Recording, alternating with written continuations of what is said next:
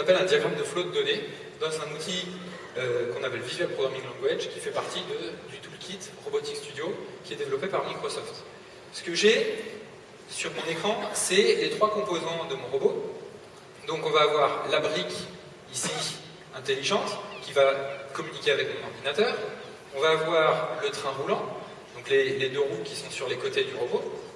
Et puis on va avoir le capteur de contact, qui va éventuellement me servir à détecter, par exemple, que le robot est en train de taper quelque part. Et donc ce que je vais faire, c'est que je vais aller essayer de programmer le robot pour interagir avec ma manette de Xbox. Donc je vais commencer par aller chercher ma manette de Xbox, qui s'appelle X-Input Controller, et je vais faire un glisser-déposer sur l'écran. Et là, la seule chose que j'ai à faire, c'est tracer un trait entre la manette de Xbox et le train roulant. Ce que l'outil me demande alors, c'est de dire sur quel événement est-ce que tu veux réagir et quelles données tu veux envoyer. Donc ça, c'est basé sur de l'événementiel, on reçoit des événements, on les traite et puis on branche les boîtes entre elles. C'est exactement ça. Donc, on va aller choisir l'événement de changement d'état des gâchettes et on va dire d'envoyer une commande qui s'appelle setDrivePower, qui est donc la commande qui fait bouger les moteurs. Et là, il va me demander, mais quelle donnée tu vas envoyer? Et je lui dis, bah, tu envoies la donnée de la gâchette de gauche sur la roue gauche, la donnée de la gâchette de droite sur la roue droite. Voilà. Et là, déjà, ça marche. C'est-à-dire que déjà, si je démarre mon robot, il va bouger. Mais je veux faire plus que ça. Je veux que mon robot, il me renvoie des informations aussi. Donc, qu'est-ce qu'on peut faire avec une manette de Xbox? On peut la faire vibrer.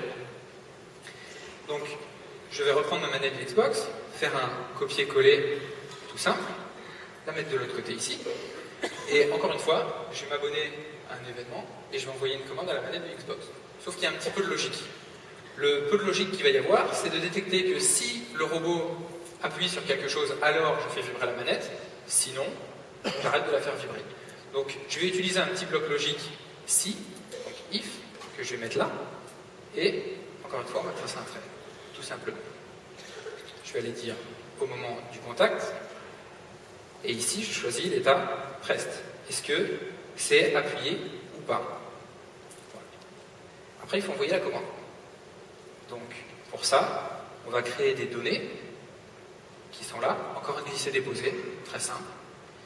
Et on va lui dire, lui mettre un ici pour le faire vibrer, encore un petit copier-coller.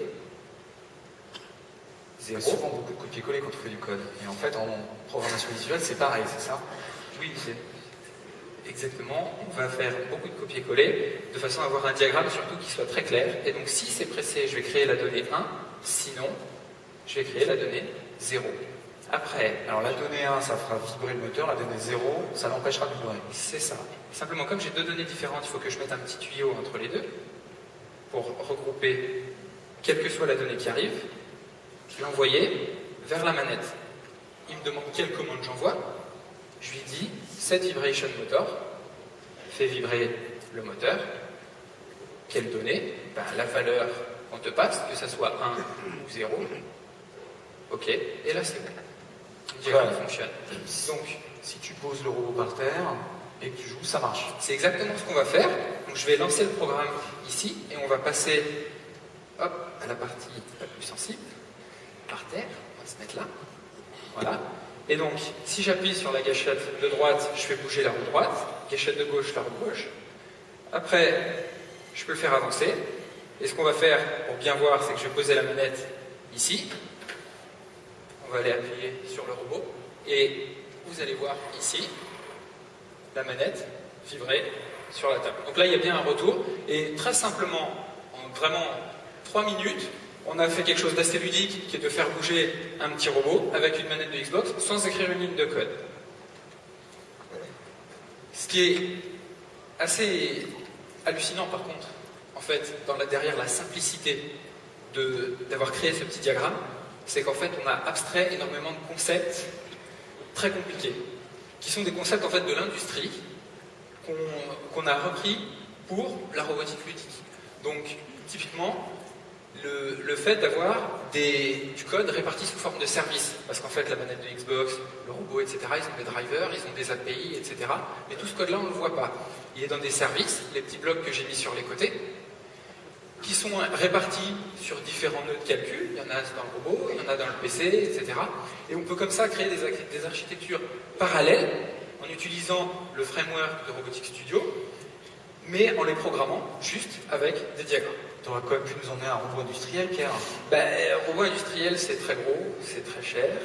Donc on avait des difficultés à le mettre sur scène, mais comme j'adore les Lego, je t'en ai fait un. Donc ce que je te propose... C'est quoi ton robot ici?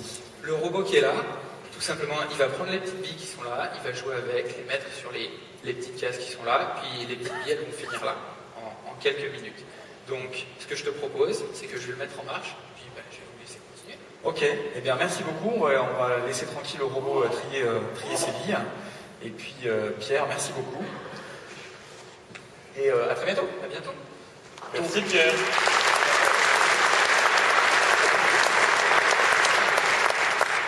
Alors, ce qui est intéressant,